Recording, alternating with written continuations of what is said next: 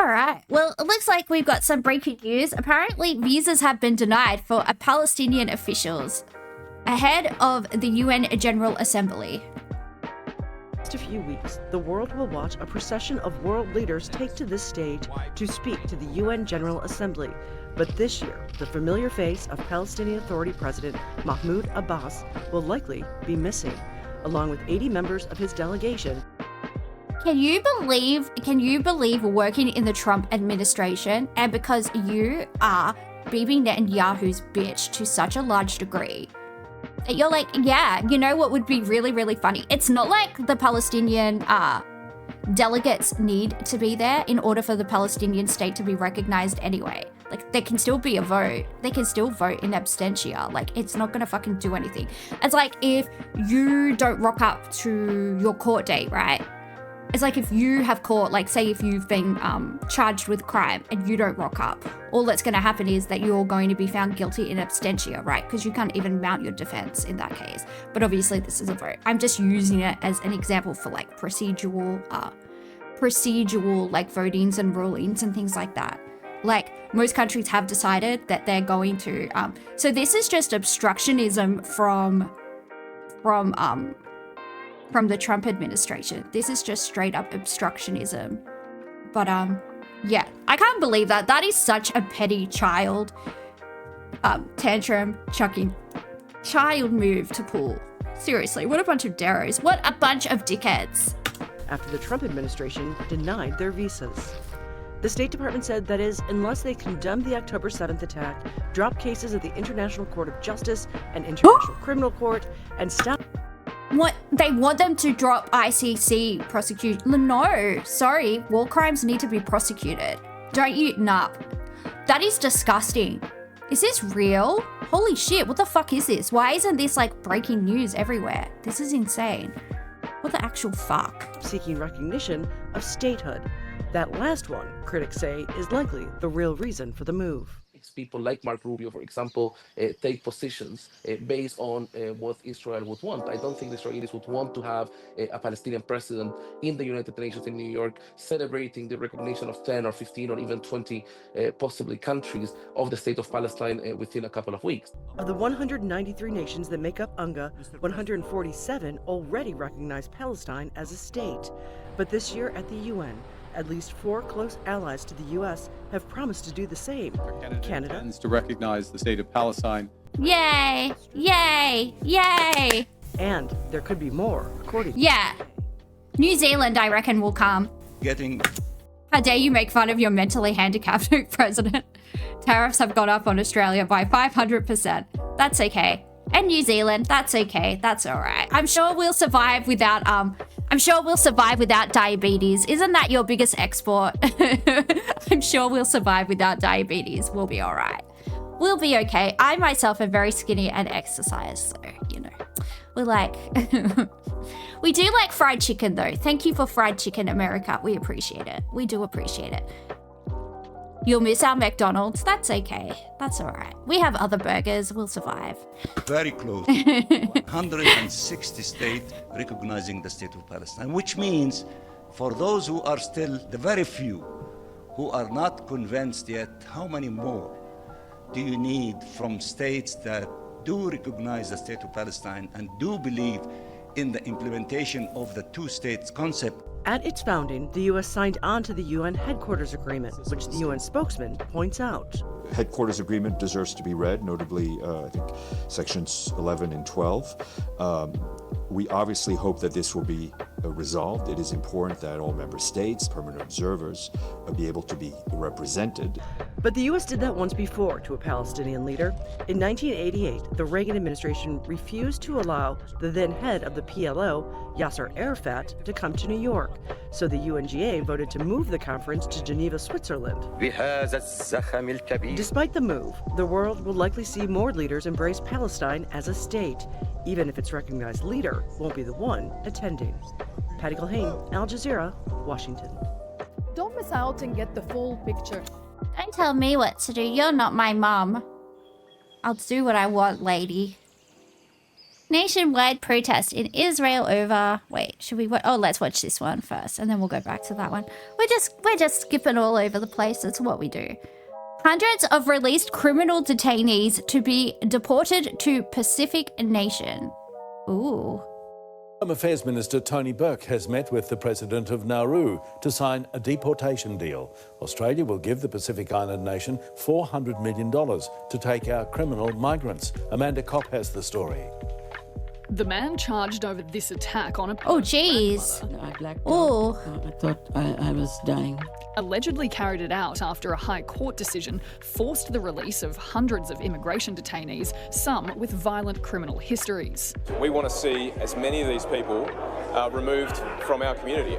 Now the government is hoping to deport them to Nauru, quietly signing a $400 million deal with the Pacific Island nation and introducing laws this week designed to remove their legal protections. These provisions can and are being used by non-citizens to delay and frustrate their removal at cost to the Commonwealth. If you want to come to Australia, live in our home, you obey our laws or you get punted.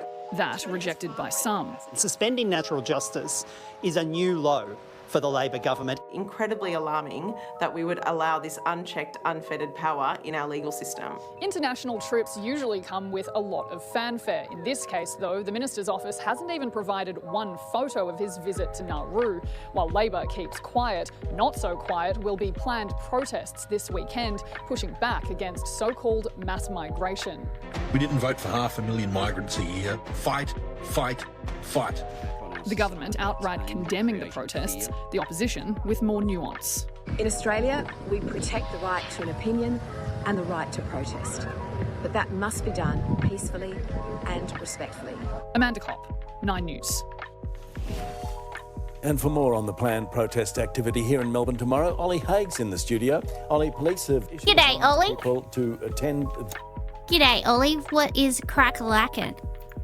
Ollie Bolly Cholly. Look at his tie. He's like, look at me. I'm on the TV, mummy. Look at me. The two separate marches in the city. They fear there could be violence. Well, Pete, there's concerns that these two groups potentially may clash. Now, firstly, there's the weekly pro-Palestine rally, and that will coincide with a planned anti-immigration march called the March for Australia, and that's expected to attract far-right extremist groups. Now, Victoria Police is on alert, which now has a declared designated area, basically around the entire city, from South Bank to Queen Vic Market, and from Fitzroy Gardens to Southern Cross Station. That will give police the powers to search a person for weapons. Those in the area can also be requested to remove outer clothing like headwear and masks. You can also be... Yeah. I don't feel like a free lawful sexual assault by the Victorian police. Yeah. How many of these perverts are just going to use it as an excuse to feel up people? Oh, you're in the designated area. Sorry, I have to touch your boobies and your bum. Yeah, not gonna happen. Not gonna happen. You have to buy me dinner first, sir. You have to buy me dinner and drinks first. Okay, those are the rules. I'm not that easy, thank you. Let's continue. Directed to leave. There will be public order response officers present, the mounted branch, even water police on the Yarra. Water police. The protest has come into question, particularly given the manhunt in Victoria's northeast, and there are calls for the rallies to be cancelled. I don't think anybody should be marching tomorrow. Talking to Victoria Police at the moment, we are seeing resources pulled from everywhere to deal with the manhunt that's currently in place. And the government should be standing up and saying no protest. We really want to focus on supporting the community and the search for this armed fugitive in Port Punker. And it's really... I don't even think he's in the bush anymore, right? Because there's so many of those sovereign citizen weirdos everywhere. Like, there's so many of them. I reckon he's probably in Queensland. You know what? He probably ran into the bush. He probably hid there for a while. He probably had his phone. There's so many, like, encrypted, like, messaging devices, like, a messenger services, right? That are all encrypted, yada, yada, yada.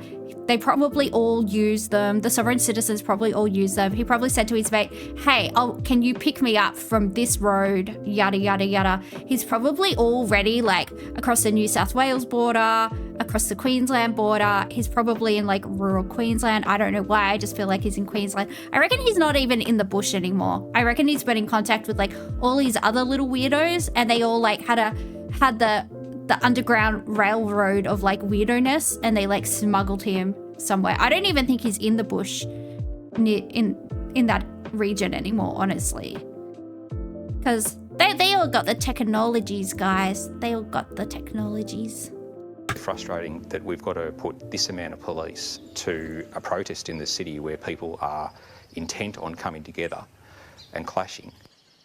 Victoria Police will certainly be there in their numbers, ensuring that everyone attending follows the law. Okay, thank you. Ollie Haig reporting. Thanks. Well, that's it. There's going to be people on both sides that just want to fight. And that's why you shouldn't go, Delta, because I don't want you getting punched, and I also don't want you getting arrested and just, you know, it's just not worth it. And, you know, there are other ways you can get your opinions and your feelings across, you know. You don't need to throw away your future.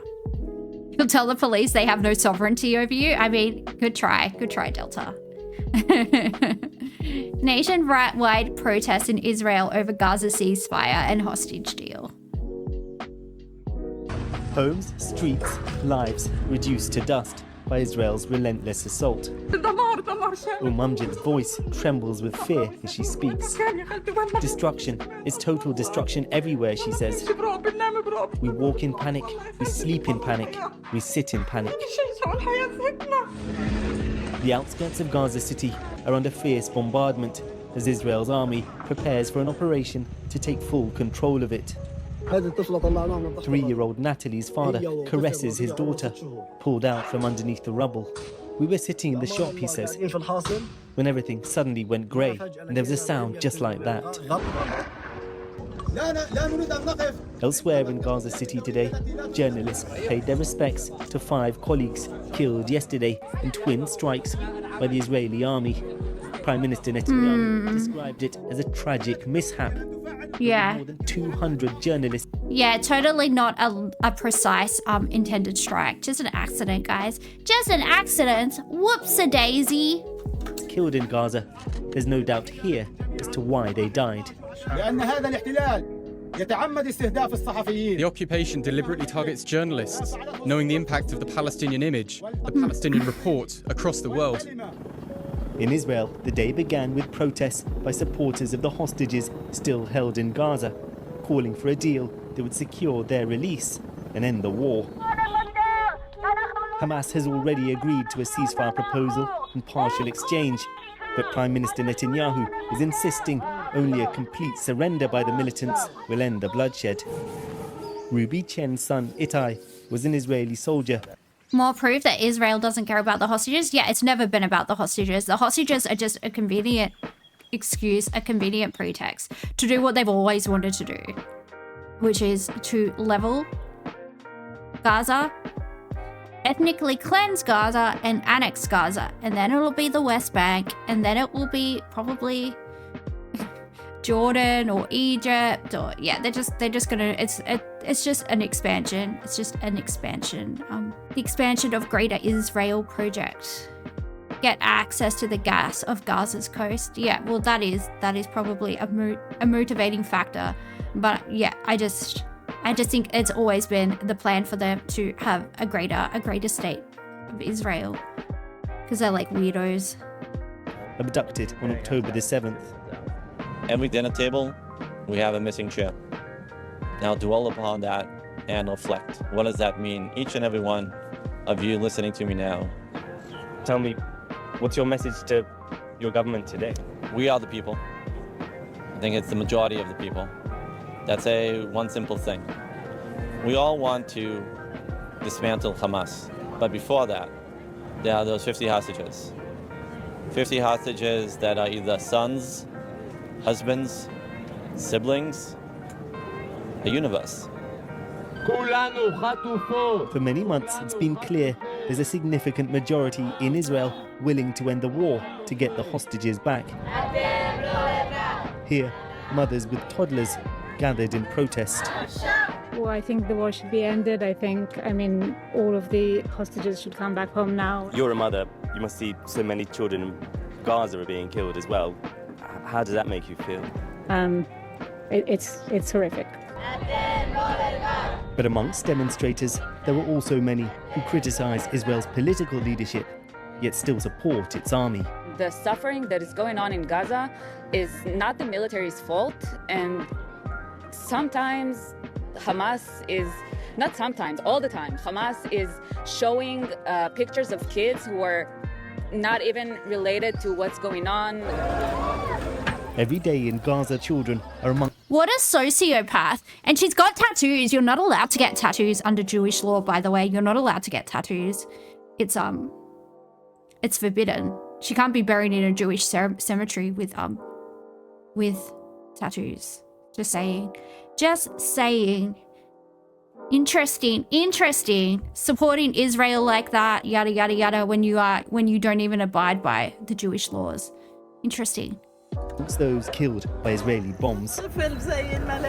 Here, an entire family, including 3 young boys, are being prepared for burial.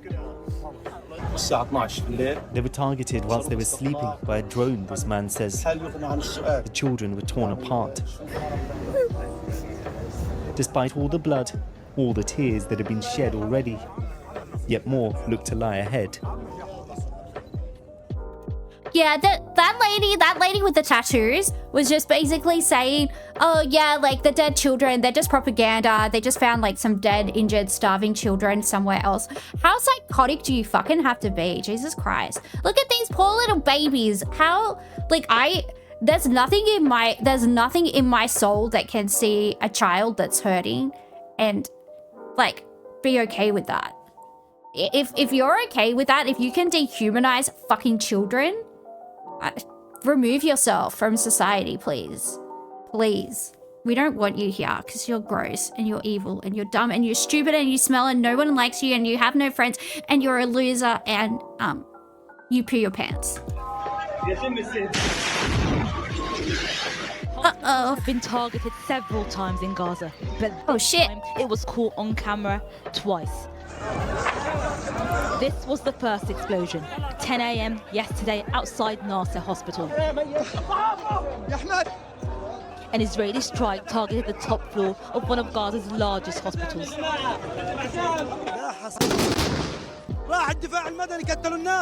Then came the second strike, hitting the same spot, a staircase where journalists gathered and rescue workers were trying to save those. Yeah, but Hamas were clearly on the top floor of that hospital, guys. You don't understand. Didn't you see them? They had to do it. Injured in the first blast just a few minutes earlier. It's been described as a double tap, a military tactic that involves striking an initial location, then striking the same location again to maximize casualties. There are very serious doubts that further attacks against medical facilities in Gaza right now can easily be proportionate. And even if the first attack would have been legal, then there's this issue of the double tap strike about the second attack. And together, it's obviously unlikely that you would strike by mistake the same object twice. Hospitals, journalists and emergency workers are supposed to be protected under international law. But yesterday, among the 20 killed, 4 health workers and 5 journalists. Hussam al-Masri was behind this Reuters live feed when the strike hit. His camera froze, and with his death, the world will see less of Gaza's skyline. Muaz Abu Taha, Ahmed Abu Aziz, who worked through pain and hunger, according to his colleagues. Mohammed Salama was a photographer for Al Jazeera. He fell in love during this war with Hala Asfour, a fellow journalist. Aww. The couple were engaged and even hoped to get married after a ceasefire. Then there was Mariam Dagga, a photojournalist for the Associated Press, whose images of starving children shocked the world. She was a single mother who sent her 13-year-old son abroad to safety while she stayed behind. She wrote a will and a final message for her son. Raif, you are the heart and soul of your mother. I want you to pray for me and not to cry over me. At her funeral today, Mariam's father wept. She cared for me and donated her kidney to me, and they transplanted her. She was loved by everyone. After the attack, the Israeli government accepted they did target the hospital, not once but twice. The IDF then said they will hold an inquiry. And Prime Minister Benjamin Netanyahu tweeted this: Israel deeply regrets the tragic mishap that occurred today at the Nasser hospital in Gaza. No, you don't. A different tone as the IDF. No, you don't. No, you don't. Fucking if... I just don't even have the words for these fucking dickheads anymore. Fuck me. Shared the results of the initial investigation. They said without providing evidence, Nasser Hospital was targeted because they identified cameras positioned by Hamas. Even if they thought that, you do not blast parts of the hospital such that innocents are killed. That international humanitarian law does not allow you to do that. Bypassing the rule of law and international norms that are couched in the Geneva Conventions and so on, it's setting an example to the world. Forget the law, we just do what we want. Journalists in Gaza are meant to be protected by international law. Without them, the world will see less, and their words and images will disappear from our screens. Israel have done what they wanted since their inception. Like, they're not going to stop now. They're not going to stop now. And especially, like, the Trump administration seems so gung-ho on, like, facilitating them doing whatever they want. So, yeah, it's incredibly disheartening. Fuck. Oh, yeah, there's shit kicking off in Indonesia, apparently.